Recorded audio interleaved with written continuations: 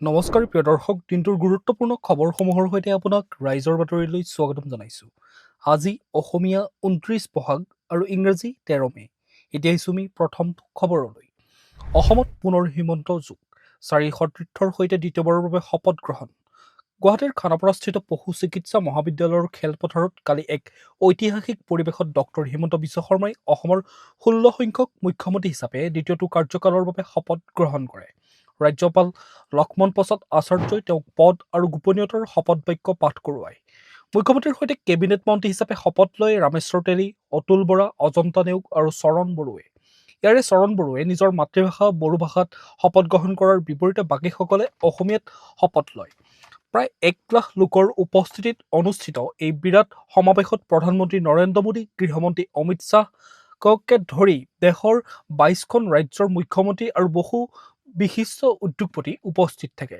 বিশেষকৈ কেন্দ্ৰীয় ৰাজনীতিৰ পৰা ৰাজ্যলৈ প্ৰত্যাৱৰ্তন কৰা ৰামেশ্বৰ তেলীৰ উপস্থিতি আছিল লক্ষণীয়। এই শপত গ্ৰহণ অনুষ্ঠানৰ জৰিয়তে অসমত NDA চৰকাৰৰ এক নতুন যাত্ৰা আৰম্ভ হ'ল। এতিয়া আহিছোঁ আমি পৰৱৰ্তী খবৰটোলৈ। প্ৰধানমন্ত্ৰীৰ প্ৰশংসাৰে ডক্টৰ হিমন্ত বিশ্ব শৰ্মাৰ দ্বিতীয়টো কাৰ্যকালৰ আৰম্ভণি। অনুষ্ঠানত আমেৰিকাৰ ৰাষ্ট্ৰদূতৰ অংশগ্ৰহণ। মঙলবাৰে গুৱাহাটীত অনুষ্ঠিত এক জাকজমকীয়া অনুষ্ঠানত ডক্টৰ হিমন্ত বিশ্ব শৰ্মাই একেৰাহে দ্বিতীয়বাৰৰ বাবে অসমৰ মুখ্যমন্ত্ৰী হিচাপে শপত গ্ৰহণ কৰি এক নতুন ইতিহাস ৰচনা কৰে। প্ৰধানমন্ত্ৰী নৰেন্দ্ৰ মোদীয়ে ডক্টৰ শৰ্মাক এজন অসাধাৰণ প্ৰশাসক হিচাপে অভিহিত কৰি তেওঁৰ নেতৃত্বত অসমে নতুন দিগন্তৰ সূচনা কৰিব বুলি দৃঢ়তাৰে প্ৰকাশ কৰে। মুখ্যমন্ত্ৰীৰ সৈতে ৰামেশ্বৰ তেলী, অতুল বৰা, চৰণ বড়ো আৰু অজন্তা নেওগে কেবিনেট মন্ত্ৰী হিচাপে শপত গ্ৰহণ কৰে। এই অনুষ্ঠানত ৰাষ্ট্ৰীয় পৰ্যায়ৰ নেতাসকলৰ লগতে আমেৰিকাৰ ৰাষ্ট্ৰদূত চাৰ্জিঅ গ'ৰৰ উপস্থিতিয়ে আন্তঃৰাষ্ট্ৰীয় গুৰুত্ব বৃদ্ধি কৰে।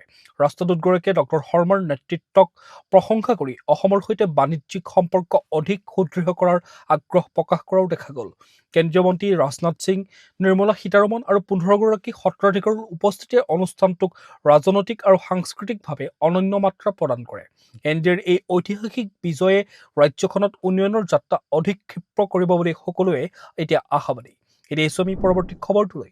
দেশৰ অৰ্থনীতি ৰক্ষাৰ আহ্বান, ইন্ধন ৰাহি আৰু সোণ ক্ৰয় হ্ৰাস কৰিবলৈ প্ৰধানমন্ত্ৰীৰ আহ্বান। প্ৰধানমন্ত্ৰী নৰেন্দ্ৰ মোদীয়ে সোমবাৰে পুনৰবাৰ দেশবাসীক ইন্ধনৰ ব্যৱহাৰ হ্ৰাস কৰিবলৈ আৰু সোণ ক্ৰয়ৰ পৰা বিৰত থাকিবলৈ আহ্বান জনায়। বদোদৰাত পাটিদাৰ সমাজে নিৰ্মাণ কৰা চৰ্দাৰ ধাম হোষ্টেল উদ্বোধন কৰি প্ৰধানমন্ত্ৰীগৰাকীয়ে পশ্চিম এছিয়াৰ বৰ্তমানৰ সংকটজনক পৰিস্থিতিৰ প্ৰতি লক্ষ্য ৰাখি এই গুৰুত্বপূৰ্ণ পৰামৰ্শ আগবঢ়ায়। তেওঁ কয় যে বিশ্বজুৰি চলি থকা অস্থিৰতাৰ বাবে আমদানি নিৰ্ভৰশীলতা হ্ৰাস কৰাটো এতিয়া দেশৰ অৰ্থনীতিৰ বাবে অতি প্ৰয়োজনীয় হৈ পৰিছে। প্ৰধানমন্ত্ৰী মোদীয়ে নাগৰিকসকলক ৰাজহুৱা পৰিবহণ আৰু বৈদ্যুতিক বাহন ব্যৱহাৰত গুৰুত্ব দিবলৈ অনুৰোধ জনায়। ইয়াৰ উপৰিও তেওঁ ক'ভিড কালৰ দৰে যিমান সম্ভৱ ৱৰ্ক ফ্ৰম হোম বা ঘৰৰ পৰা কাম কৰাৰ অভ্যাস পুনৰ গঢ়ি তুলিবলৈ আৰু অপ্ৰয়োজনীয় বিদেশ ভ্ৰমণ পৰিহাৰ কৰিবলৈ আহ্বান জনোৱা দেখা গ'ল। বৈদেশিক মুদ্ৰা ৰাহি কৰাৰ উদ্দেশ্যেৰে সোণ ক্ৰয় কৰাটো কিছুদিনৰ বাবে পিছুৱাই দিবলৈ তেওঁ দেশবাসীক বিশেষভাৱে অনুৰোধ কৰে যাতে ৰাষ্ট্ৰীয় অৰ্থনীতিৰ ওপৰত পৰা অতিৰিক্ত হেঁচা হ্ৰাস কৰিব পৰা যায়। এতিয়া আহিছোঁ আমি পৰৱৰ্তী খবৰটোলৈ। বিজেপিৰ নিষ্ঠাৱান সৈনিকৰ পৰা কেবিনেট মন্ত্ৰীলৈ ৰামেশ্বৰ তেলীৰ ৰাজনৈতিক যাত্ৰা। অসমত বিজেপিৰ ভেটি সুদৃঢ় নোহোৱা সময়ৰ পৰা গেৰুৱা দলটোৰ সৈতে জড়িত থকা এগৰাকী জ্যেষ্ঠ নেতা হৈছে ৰামেশ্বৰ তেলী। মঙলবাৰে ডক্টৰ হিমন্ত বিশ্ব শৰ্মাৰ কেবিনেটত মন্ত্ৰী হিচাপে শপত গ্ৰহণ কৰি তেলীয়ে তেওঁৰ সুদীৰ্ঘ ৰাজনৈতিক কেৰিয়াৰত আন এক সফলতা অৰ্জন কৰিবলৈ সক্ষম হয়। মন কৰিবলগীয়া কথাটো হ'ল যে যি সময়ত উজনি অসমত বিজেপিৰ নাম নিচান নোহোৱা হৈ গৈছিল, সেই সময়ত অৰ্থাৎ ২০০১ চনত দুলীয়াজানৰ পৰা বিজেপিৰ বিধায়ক হিচাপে নিৰ্বাচিত হৈ তেওঁ চমক সৃষ্টি কৰিছিল। ২০১৪ চনৰ পৰা ২০২৪ চনলৈ ডিব্ৰুগড়ৰ সাংসদ হিচাপে কাৰ্যনিৰ্বাহ কৰা তেলীয়ে কেন্দ্ৰীয় মন্ত্ৰীসভাতো খাদ্য সংসাধন, পেট্ৰলিয়াম আৰু শ্ৰম দপ্তৰৰ দৰে গুৰুত্বপূৰ্ণ দায়িত্ব লাভ কৰিছিল। পৰৱৰ্তী সময়ত ৰাজ্যসভালৈ নিৰ্বাচিত হোৱা তেলীয়ে চলিত বৰ্ষত পুনৰ দুলীয়াজানৰ পৰা বিধানসভালৈ নিৰ্বাচিত হয়। দল বাগৰৰ ৰাজনীতিৰ এই যুগত কোনোদিন আদৰ্শ সলনি নকৰা তেলীৰ অন্তৰ্ভুক্তিয়ে চাহ জনগোষ্ঠীয় সমাজক এক বিশেষ স্বীকৃতি প্ৰদান কৰাৰ লগতে বিজেপিৰ নিষ্ঠাৱান কৰ্মীসকলকো উৎসাহিত কৰি তুলিছে। এতিয়া আহিছোঁ আমি পৰৱৰ্তী খবৰটোলৈ। তিনিদিনীয়া ভ্ৰমণসূচীৰে আজি অসমলৈ আহিব RSSৰ মুৰব্বী মোহন ভাগৱত। ৰাষ্ট্ৰীয় স্বয়ংসেৱক সংঘৰ মুৰব্বী ডক্টৰ মোহন ভাগৱত আজি তিনিদিনীয়া কাৰ্যসূচীৰে অসমলৈ আহিব। গুৱাহাটীৰ বৰঝাৰ বিমানবন্দৰত উপস্থিত হোৱাৰ পিছতে তেওঁ পোনে পোনে হোজাইলৈ ৰাওনা হ'ব।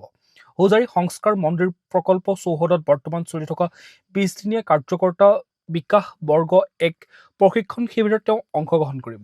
উল্লেখযোগ্য যে এই বিশেষ প্ৰশিক্ষণ শিবিৰটো 11 মে'ৰ পৰা 1 জুনলৈ অনুষ্ঠিত হৈছে। 14 মে'ৰ পৰা 16 মে'লৈ মোহন ভাগৱতে হোজাইত উপস্থিত থাকি প্ৰশিক্ষাৰ্থীসকলৰ সৈতে মত বিনিময় কৰিব আৰু 17 মে'ৰ পুৱা গুৱাহাটীলৈ উভতি আহিব। গুৱাহাটীৰ বৰবাৰীস্থিত সুদৰ্শনালয়ত কিছু সময় জিৰণি লৈ সেইদিনাই তেওঁ নাগপুৰ অভিমুখে ৰাওনা হ'ব। উত্তৰ পূৰ্বাঞ্চলৰ 5খন প্ৰান্তৰ মুঠ 103গৰাকী স্বয়ংসেৱকে অংশগ্ৰহণ কৰা এই প্ৰশিক্ষণ শিবিৰটো সংঘৰ সাংগঠনিক ভেটি মজবুত কৰাৰ দিশত এক গুৰুত্বপূৰ্ণ পদক্ষেপ হিচাপে বিবেচিত হৈছে। এতিয়া আমি পৰৱৰ্তী খবৰটোলৈ। শপত গ্ৰহণলৈ নিমন্ত্ৰণ নাপাই অখিল গগৈৰ ক্ষোভ। বিৰোধীৰ ভূমিকাক লৈ কংগ্ৰেছক সমালোচনা।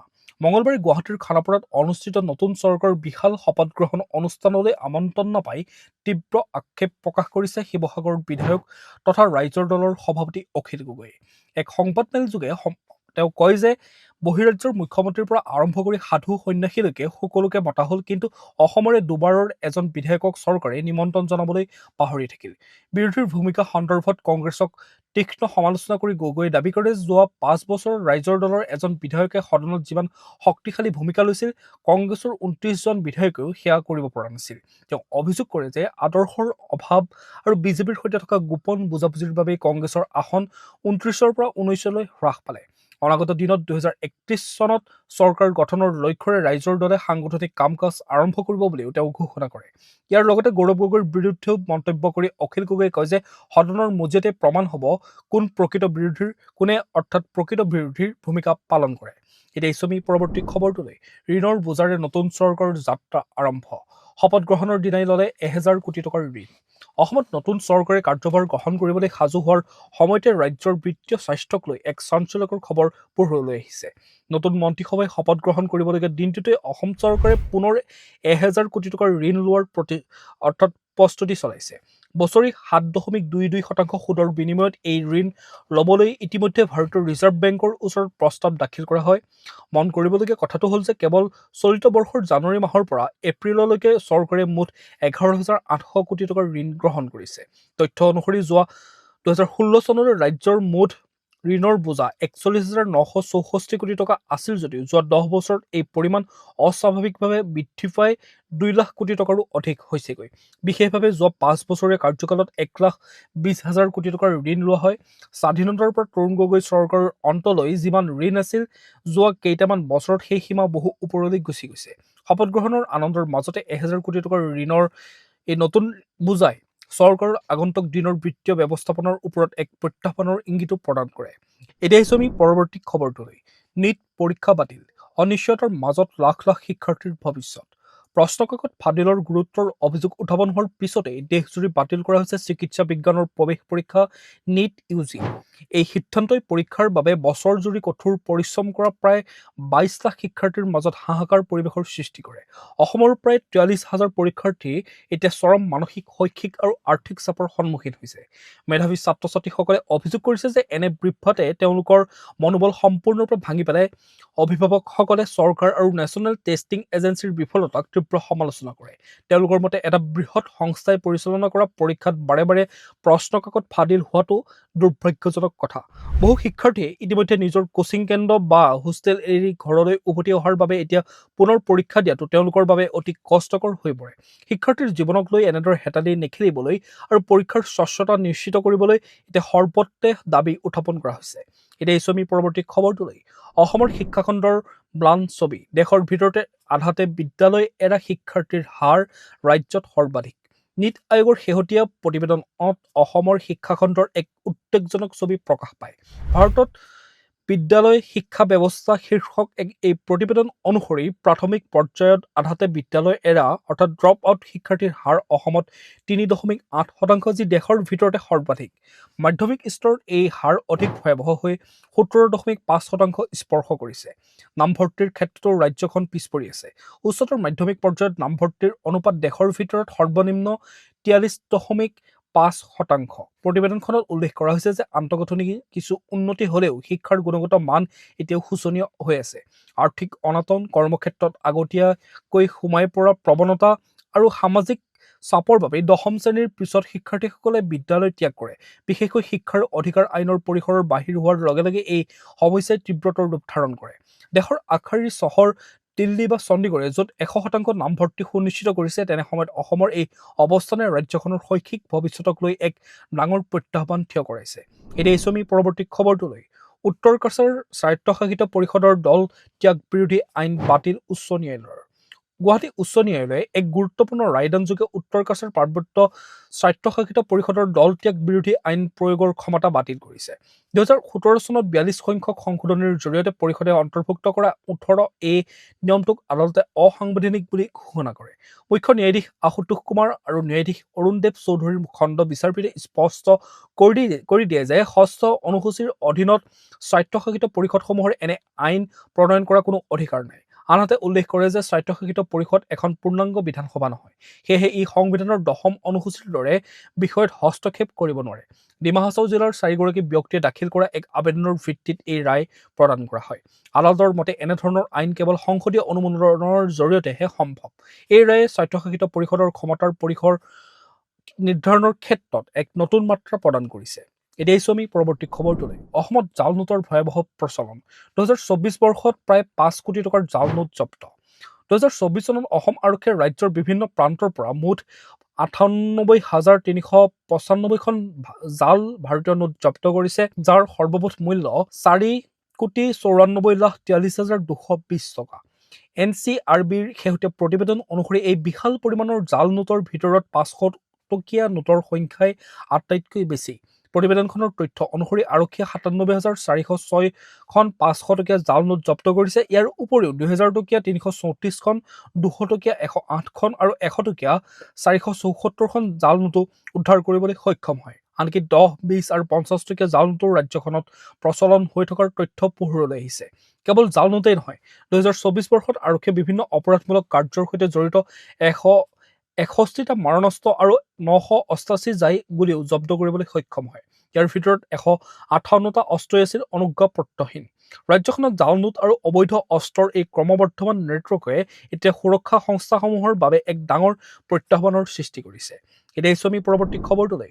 অসম সাহিত্য সভাৰ বিশেষ সাহিত্য সন্মান। ৰাজ্যৰ 5গৰাকী বিশিষ্ট ব্যক্তিলৈ আগবঢ়োৱা হ'ব এই সন্মান। অসমীয়া সাহিত্য আৰু বৌদ্ধিক জগতলৈ আগবঢ়োৱা অনবদ্য অৱদানৰ স্বীকৃতি স্বৰূপে 2025 বৰ্ষৰ বাবে অসম সাহিত্য সভাৰ সভাপতিৰ বিশেষ সাহিত্য সন্মান ৰাজ্যৰ 5গৰাকী বিশিষ্ট ব্যক্তিলৈ আগবঢ়োৱাৰ কথা ঘোষণা কৰা হয়। অহা 16 মে'ত গুৱাহাটীৰ ভগৱতী প্ৰসাদ বৰুৱা ভৱনত বিয়লি 4 বজাত অনুষ্ঠিত হ'বলগীয়া এক অনুষ্ঠানত এই বঁটাসমূহ প্ৰদান কৰা হ'ব। সাহিত্য সভাৰ প্ৰধান সম্পাদক দেৱজিৎ বৰাই দেওবাৰে এক প্ৰেছ বিজ্ঞপ্তিযোগে এই কথা জানিবলৈ দিয়ে। এই সন্মানৰ বাবে নিৰ্বাচিত ব্যক্তিসকল হ'ল ধেমাজিৰ বিশিষ্ট গৱেষক তথা লেখক ডক্টৰ পুষ্প গগৈ, ডিব্ৰুগড়ৰ বিশিষ্ট খেতিয়ক অৰ্থাৎ চাহ খেতিয়ক তথা সাহিত্যিক দেৱীপ্ৰসাদ বাগৰুদিয়া, নগৰ অৱসৰপ্ৰাপ্ত অধ্যাপক সমালোচক তথা সাংবাদিক উপেন্দ্ৰ বৰকটকী, গুৱাহাটীৰ জ্যেষ্ঠ সাংবাদিক তথা সাহিত্যিক জিতুমণি বৰা আৰু বঙাইগাঁও জিলাৰ আৰক্ষী অধীক্ষক তথা জনপ্ৰিয় কবি গৱেষক নমল মহন্ত। সাহিত্য সভাৰ সভাপতিৰ দ্বাৰা নিৰ্বাচিত আৰু কাৰ্যনিৰ্বাহক সমিতিৰ দ্বাৰা অনুমোদিত এই সন্মানে সাহিত্যিকসকলৰ সাধনাৰ স্বীকৃতি দিয়াৰ লগতে নতুন প্ৰজন্মৰ বাবে অসমীয়া সাহিত্যৰ প্ৰতি আগ্ৰহ বৃদ্ধি কৰিব বুলি আশা প্ৰকাশ কৰা হৈছে। এতিয়া আমি পৰৱৰ্তী খবৰটোলৈ। অসমৰ বনাঞ্চলত পুনৰ অবৈধ কাঠৰ চিণ্ডিকেট। হোজাই ডিমা হাছাওত চলিছে বন ধ্বংসৰ মহোৎসৱ। ৰাজ্যৰ সুৰক্ষিত বনাঞ্চলসমূহৰ সুৰক্ষাক লৈ চৰকাৰে বিভিন্ন পদক্ষেপ গ্ৰহণ কৰিছে যদিও হোজাই, কাৰ্বি আংলং আৰু ডিমা হাছাও জিলাৰ ভিতৰুৱা বনাঞ্চলসমূহত মূল্যৱান গছ কটা কাৰ্য অব্যাহত থকাৰ গুৰুত্বৰ অভিযোগ উত্থাপন হৈছে। স্থানীয় ৰাইজৰ মতে আধুনিক মেচিন ব্যৱহাৰ কৰি বনৰ ভিতৰতে কাঠসমূহ ফালি সৰু সৰু টুকুৰা কৰি অতি কৌশলেৰে সৰবৰাহ কৰা হয়। বিশেষকৈ লামডিং চহৰক কেন্দ্ৰ কৰি এক বৃহৎ কাঠৰ চিণ্ডিকেট গঢ়ি উঠাৰ সন্দেহ প্ৰকাশ কৰা হৈছে। ইয়াৰ কৌশলগত অৱস্থানৰ বাবে লামডিং বৰ্তমান 3খন জিলাৰ অবৈধ কাঠ সৰবৰাহৰ মূল ট্ৰেনজিট পইণ্ট হিচাপে পৰিগণিত হোৱাৰো অভিযোগ উত্থাপন হৈছে।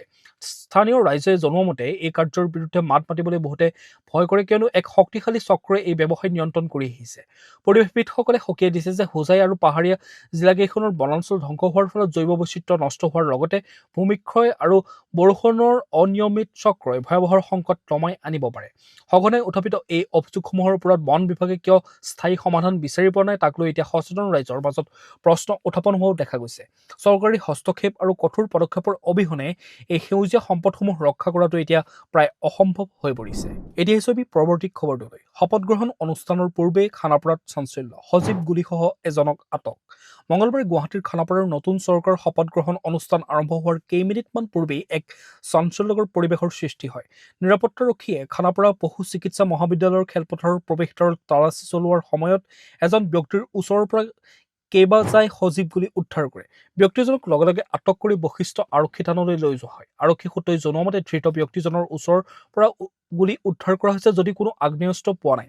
ৰাজ্যপাল লক্ষ্মণ প্ৰসাদ আচাৰ্যই ডক্টৰ হিমন্ত বিশ্ব শৰ্মাক মুখ্যমন্ত্ৰী হিচাপে শপত বাক্য পাঠ কৰোৱাৰ ঠিক আগমুহূৰ্ততে এই কাণ্ড সংঘটিত হয়। প্ৰধানমন্ত্ৰী নৰেন্দ্ৰ মোদী, কেন্দ্ৰীয় গৃহমন্ত্ৰী অমিত শ্বাহ আৰু দেশৰ কেইবাখনো ৰাজ্যৰ মুখ্যমন্ত্ৰীৰ উপস্থিতিত হোৱা এনে নিৰাপত্তাজনিত বিসংগতিয়ে নিৰাপত্তা সংস্থাসমূহক চিন্তাত পেলাইছে। বৰ্তমান আৰক্ষীয়ে ধৃত ব্যক্তিজনক জেৰা চলাইছে আৰু ইয়াৰ আঁৰত কোনো ষড়যন্ত্ৰ জড়িত আছে নেকি সেই সন্দৰ্ভত তদন্ত অব্যাহত ৰাখিছে। এতিয়া আহিছোঁ আমি পৰৱৰ্তী খবৰটোলৈ। শ্ৰমিকৰ মজুৰি ম্লান ছবি। অসমৰ 18%তকৈ অধিক কেজুৱেল শ্ৰমিকে নাপায় ন্যূনতম মজুৰি। অসমৰ শ্ৰম বজাৰৰ এক উদ্বেগজনক তথ্য পোহৰলৈ শেহতীয়াকৈ এটা সমীক্ষাত পোহৰলৈ আহিছে।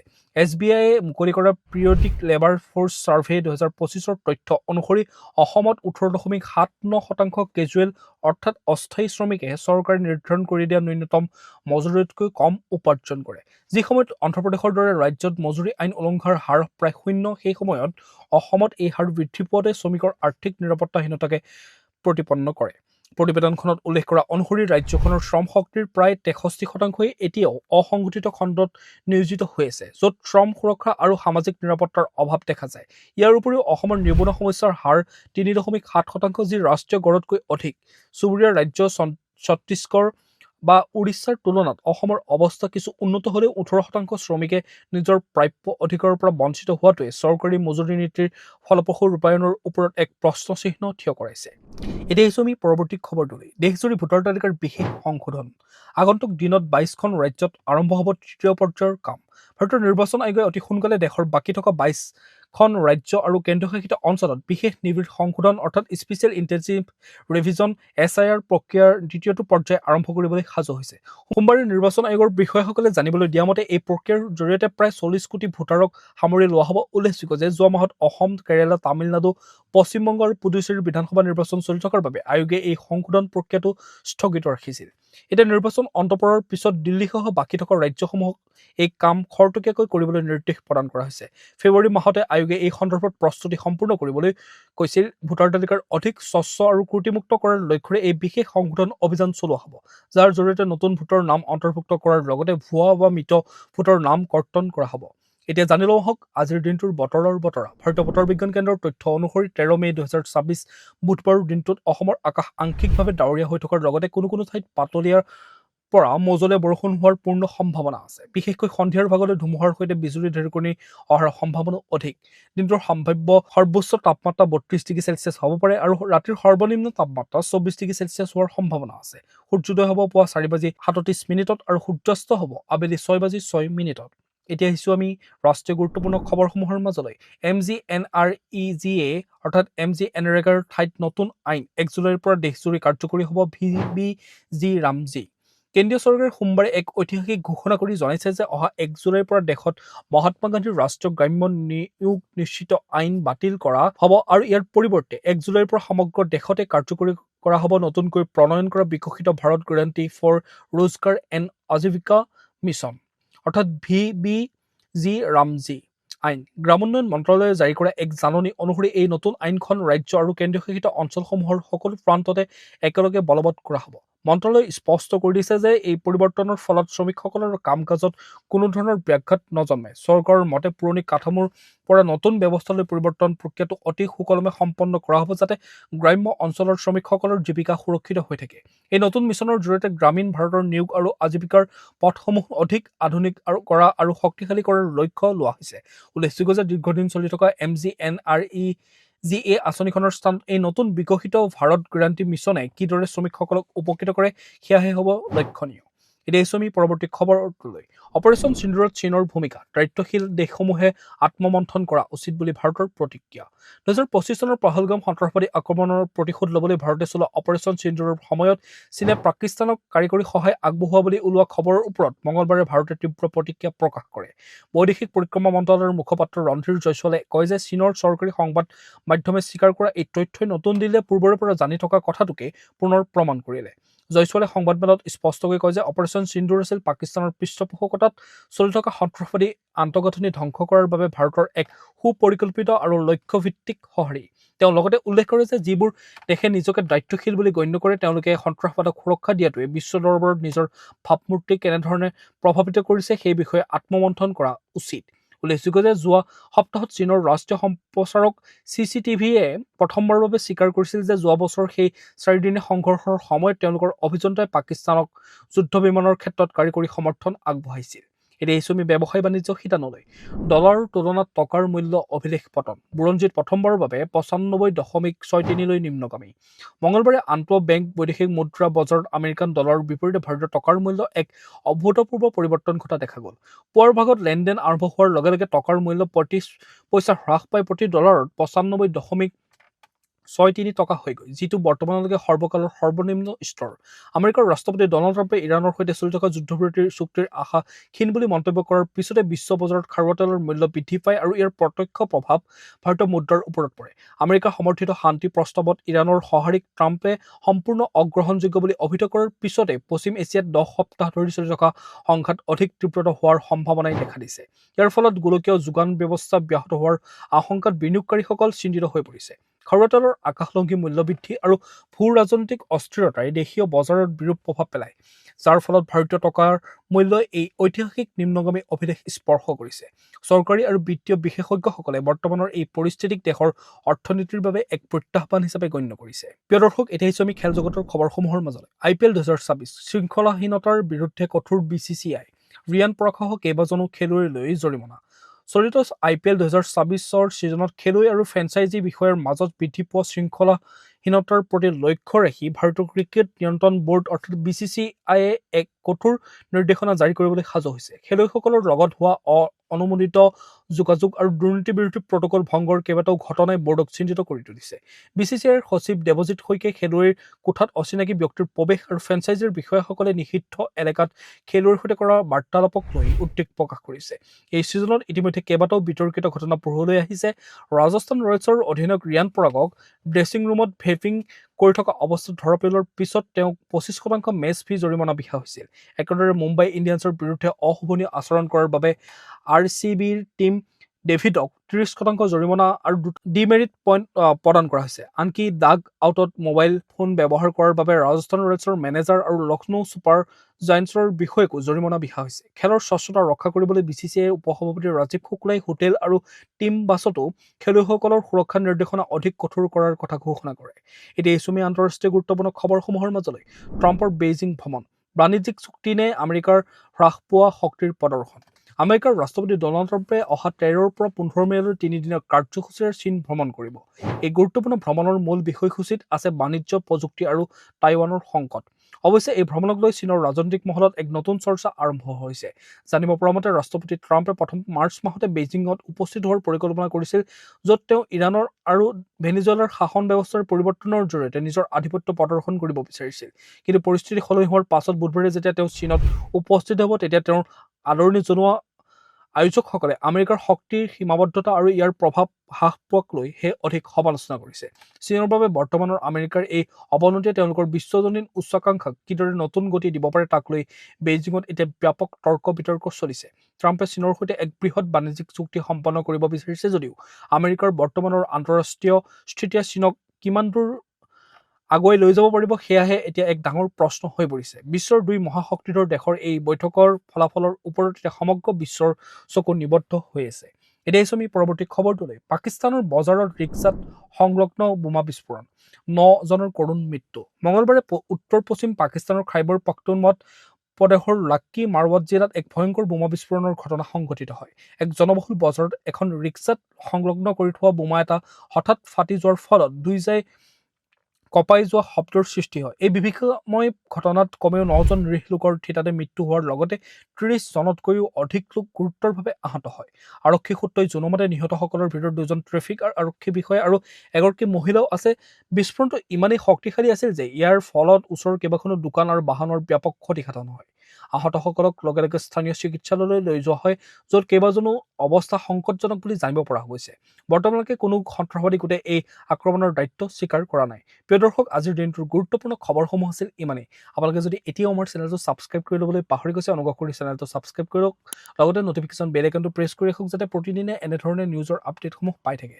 লগতে ভিডিঅ'টো যদি চাই ভাল পালে এটা লাইক কৰিব আৰু কমেণ্টত আপোনাৰ মতামত দিবলৈ নাপাহৰিব। কাইলৈ পুনৰ একে সময়তে লগ পোৱাৰ প্ৰতিশ্ৰুতিৰে আপোনাক বহুত বহুত ধন্যবাদ জ্ঞাপন কৰিছোঁ।